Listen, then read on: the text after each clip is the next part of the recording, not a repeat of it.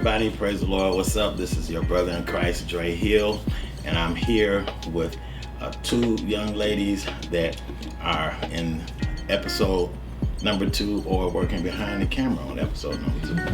So the first young lady I'd like to introduce is Billie Ray Bates. Hi there. Hi. How you doing? I am doing great today. All right, good. It's good to be here. All right. And Carmen Greer. Hi. How you doing? I'm good. All right, good. Okay, so we are working on episode number 2, and I had a chance to meet you, Billie, online. Mm-hmm. So how did you find out? Did you run into us or stumble to us? How did it go? I think initially I saw a posting in one of the acting groups on Facebook when you needed extras or you were filling roles. Mm-hmm. And I think I had responded to that, and then I looked up the Facebook page, and then when episode 1 was released, I went and watched that and liked what I saw. Okay. All right. It was good. All right, good. Yeah, so we had a lot of fun doing that, and all of the cuts and stuff like that. To me, that's fun, and I was in one part. I was actually in the car, but you couldn't see me because I was in the back trunk. Yeah. Okay. He said, "No, cut. Let's do it again. Let's add this, let's add that." And I think it was nicely put together. Thank you so much. Thank you. So now one of the things, we were talking behind the cameras, but you write, but also one of the things I'm interested in is how did you go from writing to acting? Well, I've always been a writer, but when I was a little girl, and I think I got this from my mom, I wanted to do acting too. I wanted to be on TV and movies like I saw. I was watching a lot of TV or I was seeing movies, and I thought, that would be neat to be one of those people that are on the TV screen or on the movie screen. And but I went into writing. Actually, I was told at one time by a junior high guidance counselor, you don't want to try to be an actor. That's a long shot. He used the term long shot. Why don't you settle on a more stable career? Why don't you look at your writing that you do? So I kind of got steered away from the whole idea, like the stars in my eyes and all of that. And so I've been writing for many, many years. But I moved back to Michigan recently, and there's been so much independent filmmaking going on. Even here in Michigan, without the film incentives anymore, there still is just so much going on. Like your series, web series, and independent movies. And so I thought, I'm going to try to get into it. I'm going to see what happens, because I had known people in Washington, D.C., where I was living, who were doing some acting on the side. So I kind of saw that, and I thought, well, it can be done. Let me just see what happens. Okay. And so. That's kind of how I made the crossover, dabbling in a few things and building from there. All right, that's good. Mm-hmm. So now, Carmen, we have your story on how you began acting. If you want to share it again, that's fine. Not necessarily. Okay, all right. Okay, well, on this project, you're actually behind the camera. Yes. And so is there a difference? Do you feel a difference between being behind the camera and in front of the camera? Yes. Okay. Behind the camera is, I guess I felt a little bit more pressure for it to be correct. Okay. When you're in front of the camera, you do your lines, you know what you're expected to say, and kind of know what the next person is going to say. Okay. But behind the camera, you want to make sure that, the scene is right, that the lighting is right, that you captured the sound, and that you don't have to, that you won't be the reason that you have to reshoot. Oh, okay. All right. I hadn't thought of it like that. But yeah, so I've never been on the front side of it. So, just recently with the narration, it's my first time being, in the front, and it's very uncomfortable. but I do it just because, because it needs to be done. So now another thing, when I was putting the information is up on international database now, and I saw your name a few times. So what have you done? I've done a few different movies. I've done some extras work. Okay. I got to work on the Batman Superman movie before Oh, the really? film incentives went away. I got to work on a movie called Eloise as a psychiatric patient. That sounds One of my fun. favorite roles. Mm. And so some other extras work and then some speaking roles. There was an independent movie called Crystal where I played a police officer, and I think that's probably been up until this point my favorite role because it was fairly substantial, and I got to be a cop who, I got to lend a little bit of myself to that role, Okay. and I think everything went well with it. It was pretty well put together. Sometimes you don't know how things are going to end up. That's You true. can't really feel when you're in it. You can't really feel, how it's going to look when it's released. Mhm. Sometimes you just have no clue. Like you're kind of flying blind, and you're doing the best that you can. Right. But that was one that I felt like turned out really well, and it had a Okay. good director, and it was put together very nicely. So I was happy with that role. Okay. All right. That's Yeah. good.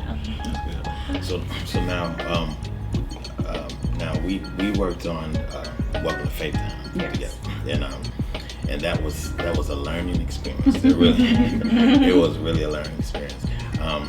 But the story, I believe, people that have seen it, they have really been, touched by it, and we've seen emotions from getting angry, for people sniffling, and just things like that. So that was actually fun, even though it was a lot, because it took, because I actually started on that movie like twice. So by the time we finished it was almost like 2.5 years of working on it. Wow. Yeah, so we did it. So now on with the behind the cameras, are like some of the things that you saw, because I had once we made a shot, then I would say, okay, Carmen, what do you think? And then you would give something that I hadn't even thought about, and then also you write, Yes. So how does that feel? That part is actually comfortable to me. I'm a teacher, so I'm giving directions a lot, and then I try to infuse some of it into that. Just to share a personal note, like some of my students, they told me, they're like, we really like when you read the story, because when you read the story, you do the voices, and I was like, oh, and I was like, oh. It's like acting. Yeah, You're but acting. sometimes unconsciously, because this is how I'm hearing the story in my head, when I'm reading it to them, I want them to feel the same emotions. So if there's a bear, the bear doesn't just talk like I'm talking. Right.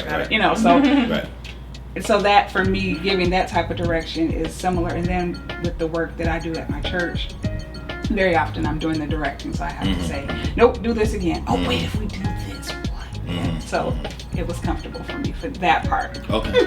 All right. That's good. So now with your part in the project, without telling too much. So we don't want spoilers here. No. This is not No. necessarily. No. Our audience is not necessarily going to have seen the episode. Yeah, not that was yet. one thing Not I yet. wondered. Okay. Yeah. But the part that you played, because you seem to be so nice, so I had to say, get meaner. Get meaner. Oh gosh, yes, out of my comfort zone. It's unfortunately easy, but it's not comfortable to do it, if that makes sense. Yeah. Nobody wants to be mean. Well, the clips that especially the construction clips, those are really. That's it. Well, they'll probably see those at the beginning, though. Yeah, right? yeah, and they seen Okay, pictures not really also. a spoiler. Right, they seen pictures anyway. So, but those are. I was telling you that my daughter thought you actually worked at a construction place. She was like, oh, so does she work there? I said no. She's Oh my acting. gosh. Okay. So that was cool. So now the part as a whole, your character, knowing what the character was, what do you want people to come away with? What do you want them to learn from your character? Yeah, good question, because I've thought about this too. Francine is someone who I think everybody has in their workplace. You know, every workplace, every office, or whatever kind of workplace, construction site, it's a collection of personalities. We got all different kinds of personalities in our workplace. And as a Christian, you have to be careful.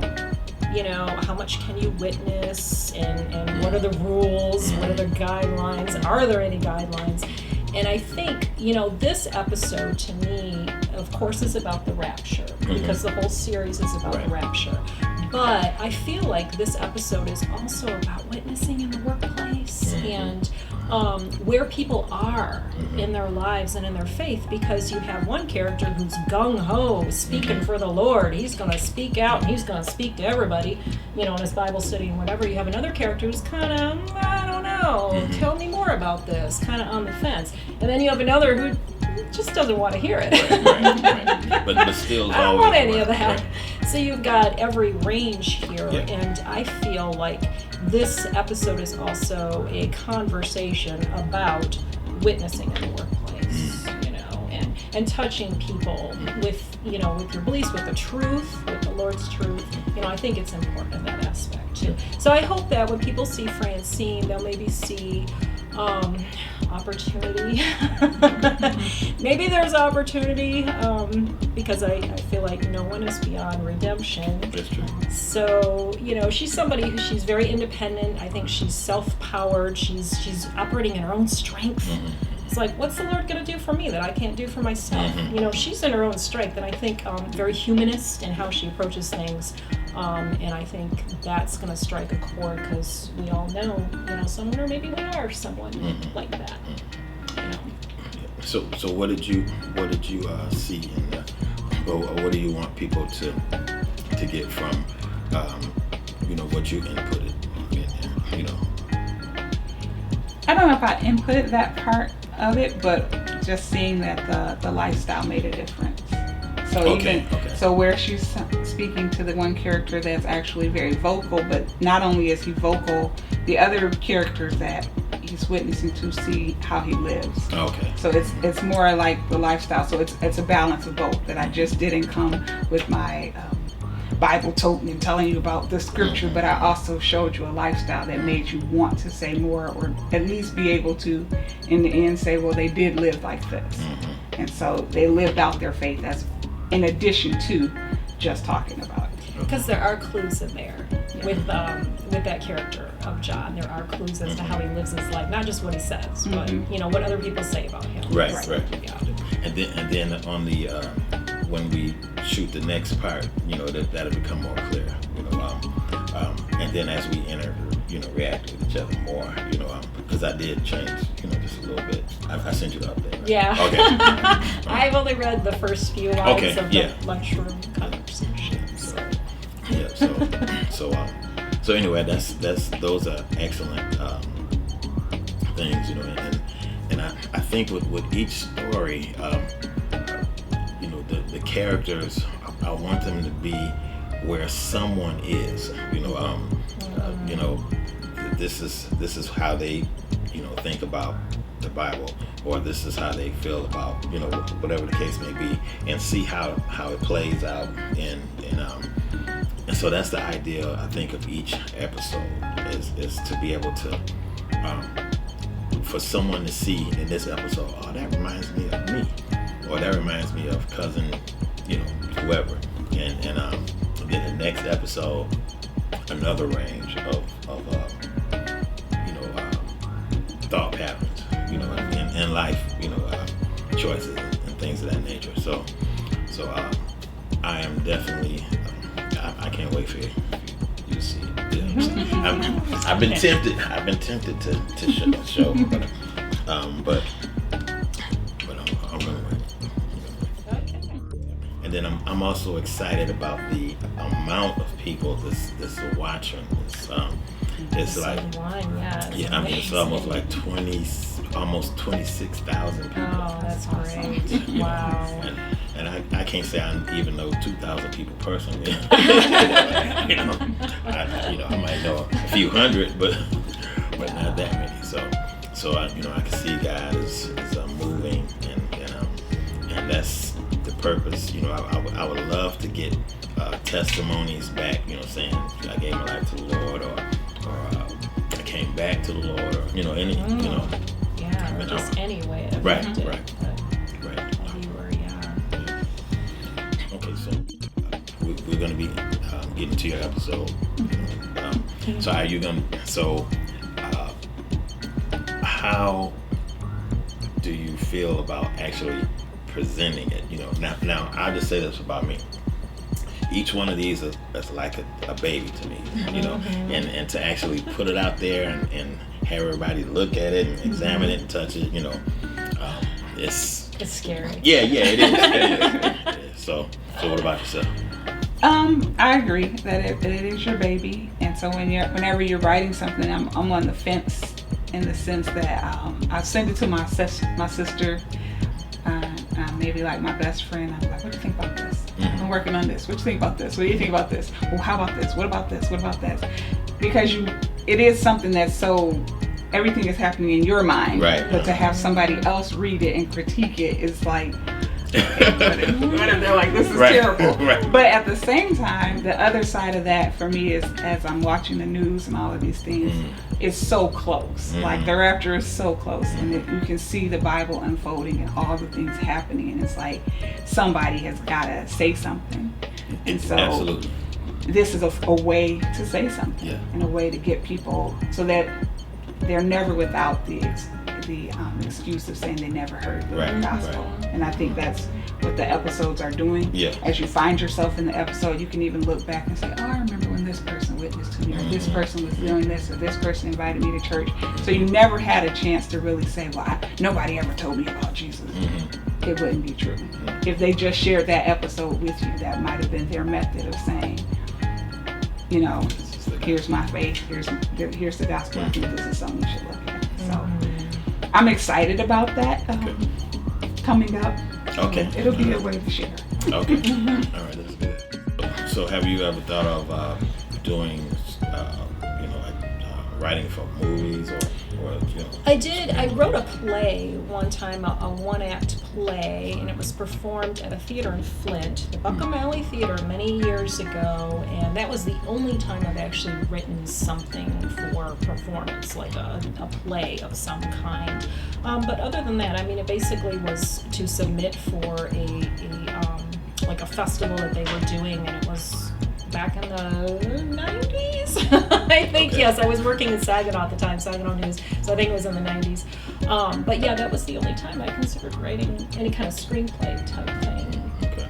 Right. So then, any last words that you would like to say to encourage people that they may have a dream and that you are actually living part of your dream? You're starting to move out there and do it. I think, well, definitely where writing is concerned, if anybody wants to write, I think they just should. Don't worry about your audience. Don't worry about if anybody ever reads it. Write for yourself if you want to. But writing is an expression. It's a vent a lot of the time. It just helps us get stuff in here, into some form where we can digest it more easily a lot of the time, and it's therapeutic. And I would say don't be bogged down by, can I get published? Where is it going to go? Is anybody ever going to read it? I say if you have a dream like that, just do it. Just put something down and then go from there. I agree that you should just do it, and it is therapeutic. And I mean, just looking at the biblical perspective of how, even though there may only be a small number of people that read what you wrote, the impact that it can have is such a ripple effect. That's true. And so, yeah, absolutely right, and follow your dream. And so this to me is like a beginning for me, because and just in my own little small testimony, was I just asked God for me to be able to write more and to have opportunities to present things in different formats. So it's been something I've probably been working on, like we talked about the last interview, since I was a very small child. But to see things opening up and having more avenues to do certain things is really, it's nothing but God that just allowing for these things to happen. Where also 20,000 people see me. So. Yeah, that's right. That's right. Yeah, and I've always been a person that if I have to get the ideal out, and even though I've worked with people that said that their mentality was, well, we don't have this piece of equipment, so then we don't have this and we don't have that, and I said, well, we do have something, so let's use what we have, and get it moving, and then on the next time, then hopefully we'll have something better, we can do it, because if I would have been waiting for the perfect opportunity for me to do something, I would have never done it. Mm-hmm. Because everything is not going to be perfect. Well, sometimes the Lord just wants you to step out there. Yeah, yeah. Just step, and then He'll provide. Yeah. It's like a act of faith. Yeah. Okay, so thank you again, Carmen, and thank you again, Billie, for being a part. And I'm waiting so that we can show you everything and see how far this one goes. Yeah. Yeah. All All right. So, ladies and gentlemen, thank you for watching us and being here with us. And as I always say, until next time, peace. All right.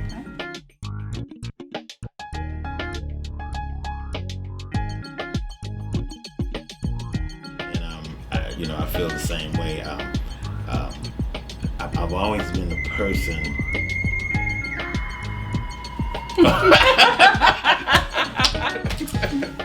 Yes. That is Somebody very... did turn off. It's those moments we just love. And now I can't even find my phone. Oh my word. Okay, Dre, you've got some special sound effects. Yeah. Well, yeah, It will actually, use now it. it's turned off.